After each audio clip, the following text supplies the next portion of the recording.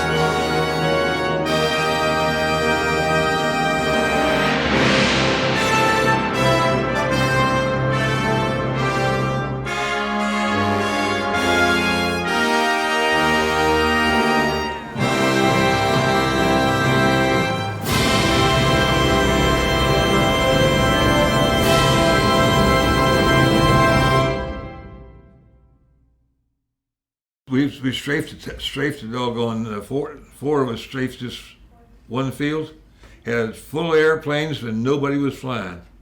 Until just as we got done, we're pulling off. We're gonna go home with minimum fuel and minimum ammunition. Fly on back to England, and we started to pull up, and this doggone Jerry come along, and he didn't know what was going on, and he flew over our airport, and just as he did, I was about here. I just pulled out behind him and blew him out of the sky. But he also blew me out. When he blew up, he took all the parts, came back to where I was, and so down I went. And just as I'm touching down over in Hungary, I hear this guy saying, "I'll be down and get you, Charlie." And I'll be damned if he didn't come down and land. I jumped out of my airplane, and after getting over to his, I see we're in a hell of a mess because he's up against the next canal over from where we landed, see? And he's stuck in the mud. And so I'm 6'3", and I'm mean son of a gun. Actually, so for some reason or other, why they let me be a fighter pilot, I don't know. But I got underneath his horizontal stabilizer, and I lifted up on the son of a gun, and he gave it full bore, and we took a 180-degree turn. Then I go get in on the airplane with him. And the 51's about as narrow as my ass.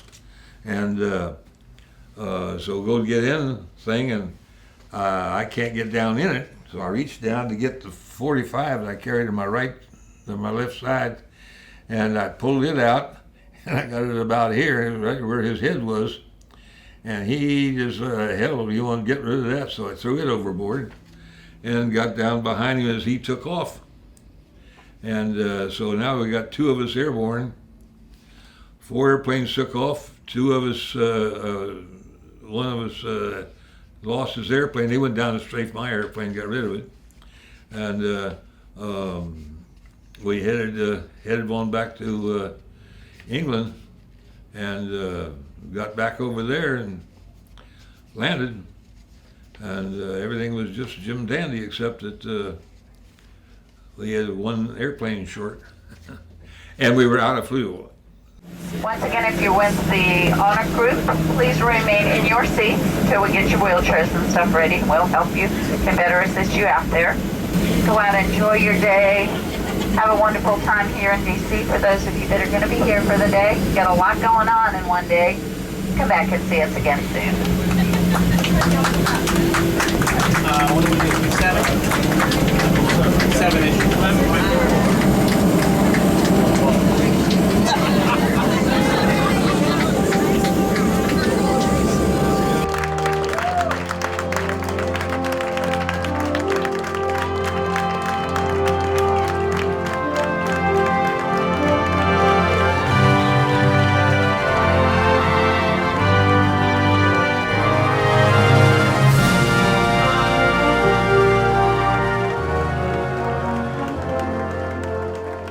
Duty, honor, country.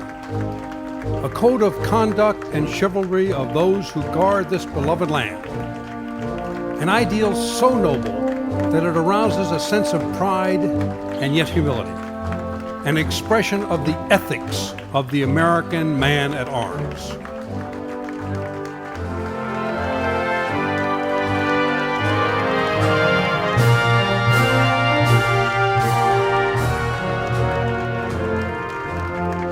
Duty, honor, country. These 3 words build courage when courage seems to fail. Regain faith when there seems to be little cause for faith. Create hope when hope seems forlorn.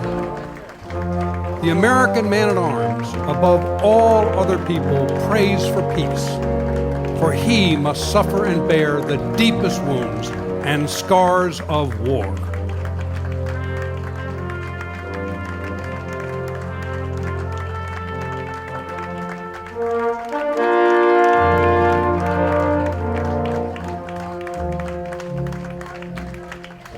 Duty, honor, country. The unbelievers will say they are but words, a slogan, or a flamboyant phrase. Every demagogue, every cynic, and every hypocrite will try to downgrade them to the extent of mockery and ridicule. The code which these words perpetuate embraces the highest moral law and will stand the test of any ethics or philosophies ever published for the uplift of mankind.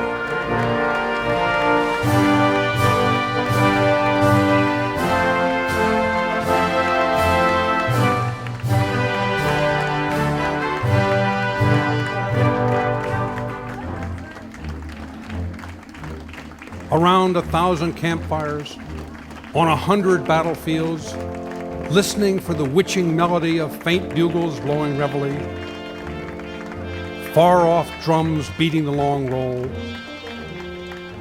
This is the story of the American man at arms.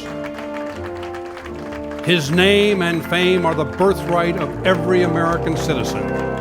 In his youth and strength, his love and loyalty, he gave all that mortality can give.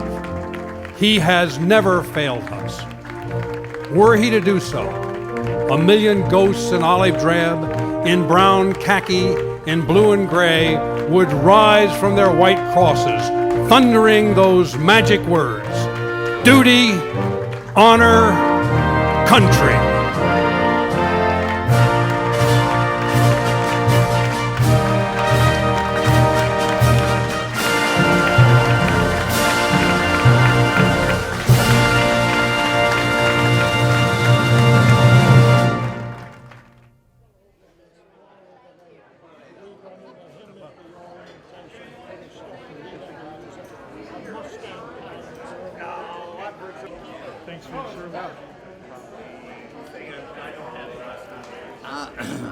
I went to enlisted in 1943. 8 of us from my hometown were all friends, and we all enlisted in the Navy at the same time. And we ended up in boot camp in San Diego, California. After boot camp, I went to radar school in San Diego, and after that I was assigned to the USS Birmingham, a light cruiser. And we left San Francisco and headed for the Pacific. And first I was in the invasion of Guam and Saipan and Tinian, and from there on up to Okinawa. I was in all those invasions. The USS Princeton got hit by a Japanese dive bomber, and it was on fire, and we went alongside and put men on board the Princeton to fight the fire. And unfortunately, the Princeton exploded and strafed our whole starboard side with about 600 deaths out of our crew. So we finally made it back to Pearl Harbor and then back to the States to be repaired, to get the ship repaired. And then we went back out again and went back to Okinawa, and we hadn't been there very long until we got hit by a suicide plane, and it killed about 148 of the crew. And then we ended up in Hawaii. They wanted to try to repair a bow on a light cruiser in the shipyards in Hawaii instead of sending us back to San Francisco.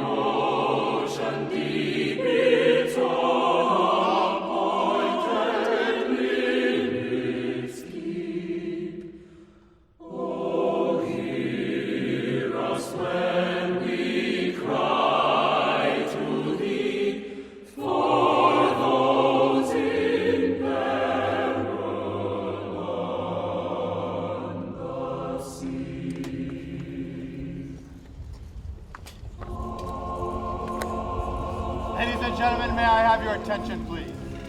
I am Staff Sergeant Wilmer of the 3rd Infantry Regiment, United States Army. Guard of Honor, 2 of the Unknown Soldier. The ceremony that you are about to witness is the changing of the guard.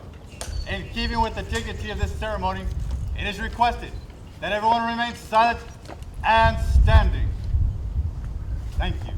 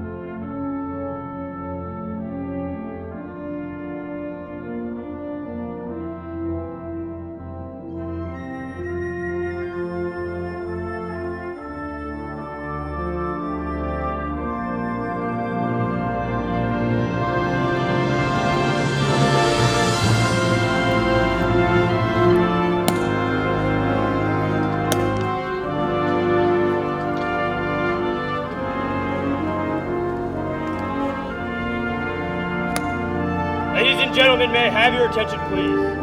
The ceremony that you are about to witness is an Army wreath-laying ceremony to be conducted by the Mims family. It is requested that everyone remain silent and standing during this ceremony.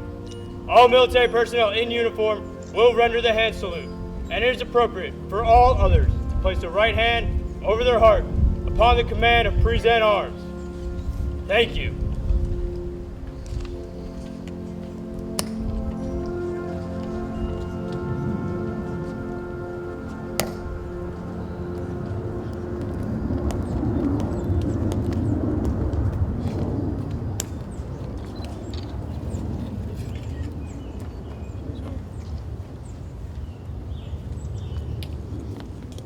Present arms.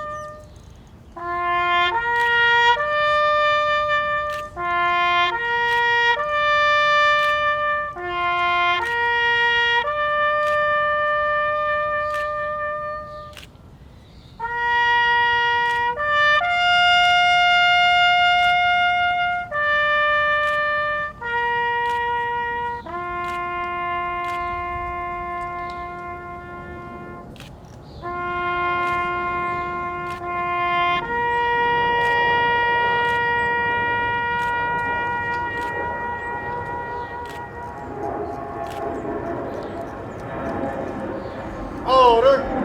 Arms.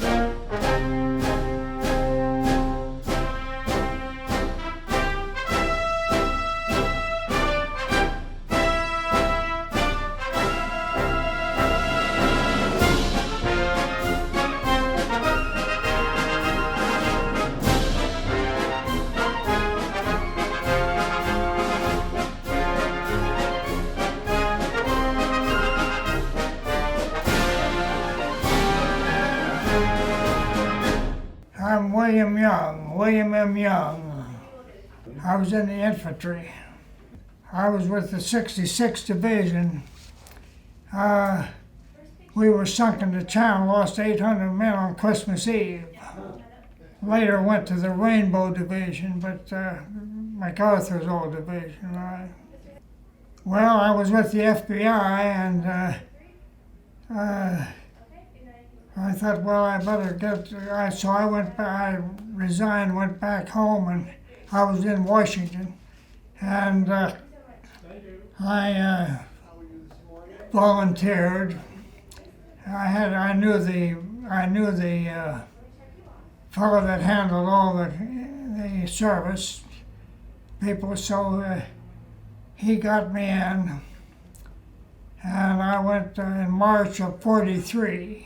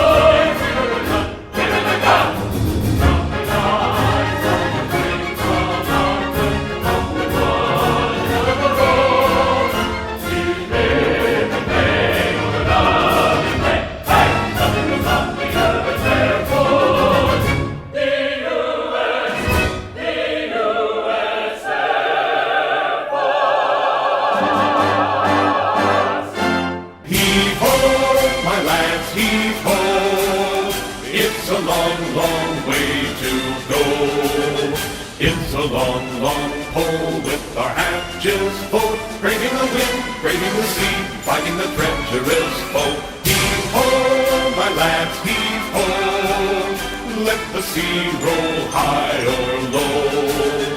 We can cross any ocean, sail any river, give us the goods and we'll deliver. Damn the submarine, we're the men of the merchant marine.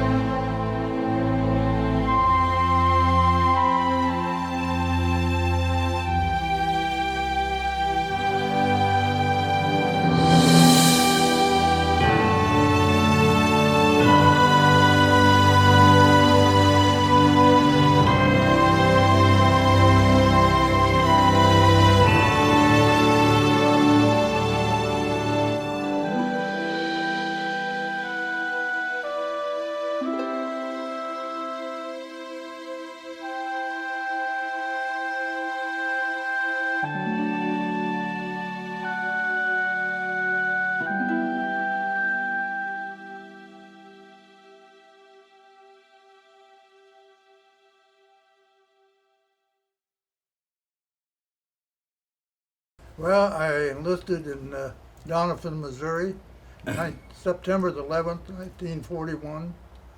Went to boot camp in Great Lakes.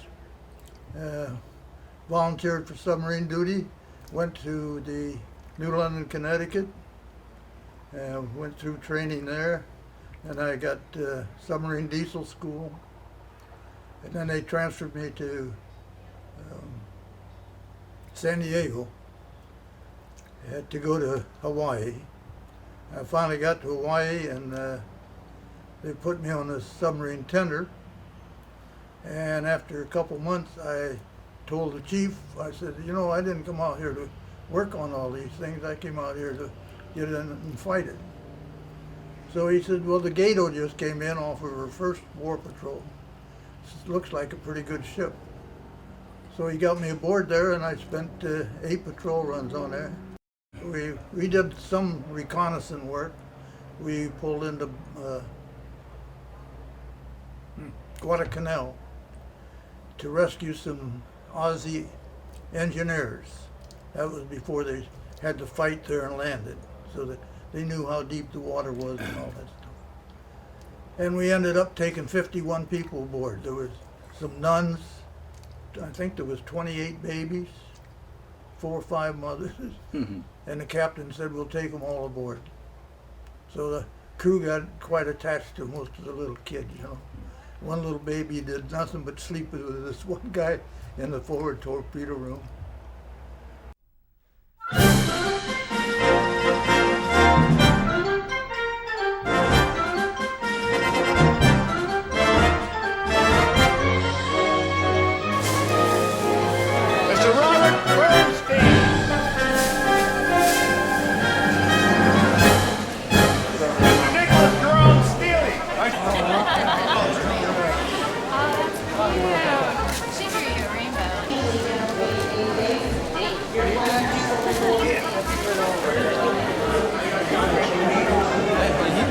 What's that? Do you know who that is? That's my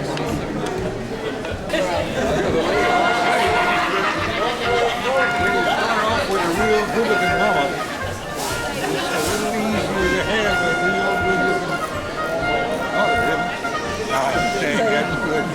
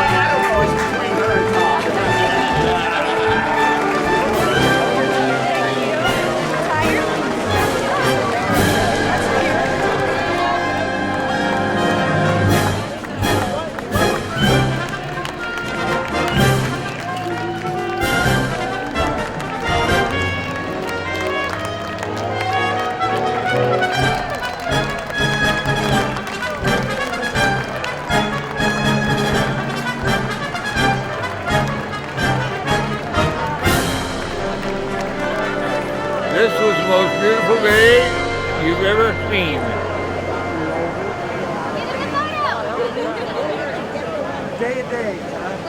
I had a wonderful time. It's good to have a couple of Murchys on the way. I met so many people that didn't know anybody's name. I never probably will ever get their names back, but I got a ticket.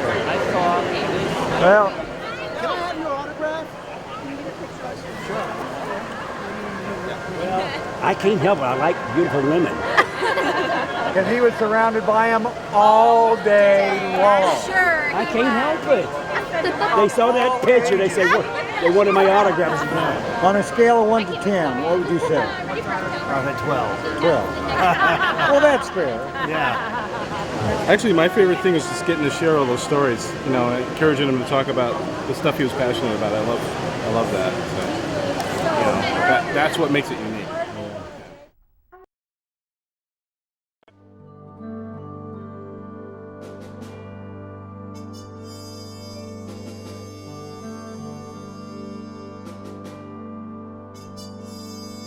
They serve this country honorably, a people strong and blessed,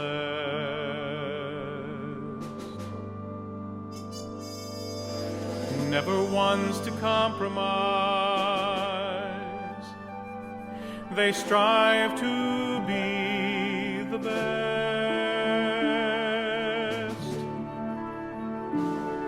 This nation is the land they love to honor and obey, qualities that make someone a hero for today. And the silent cheering of the crowd somehow tells them that we're proud. And as we bend our knees to pray, may we find a way to say thanks to a hero for today. When you stand for freedom, you sometimes stand alone, defending our America on shore so far from home.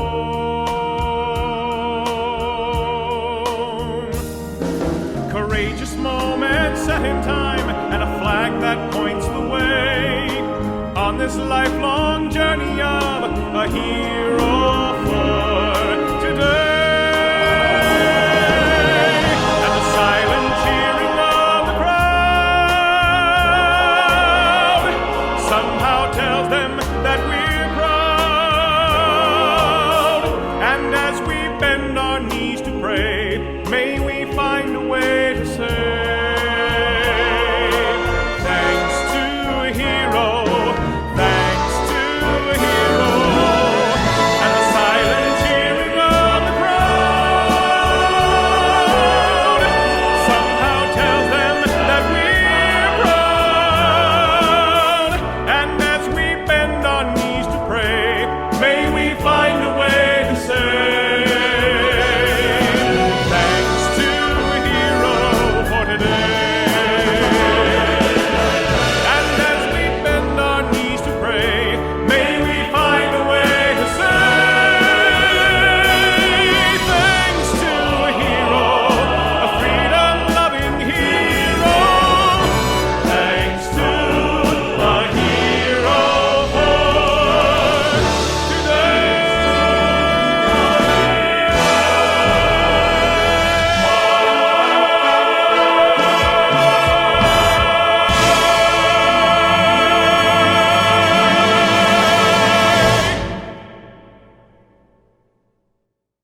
How'd you enjoy the day? Oh, I loved the day. It was fantastic.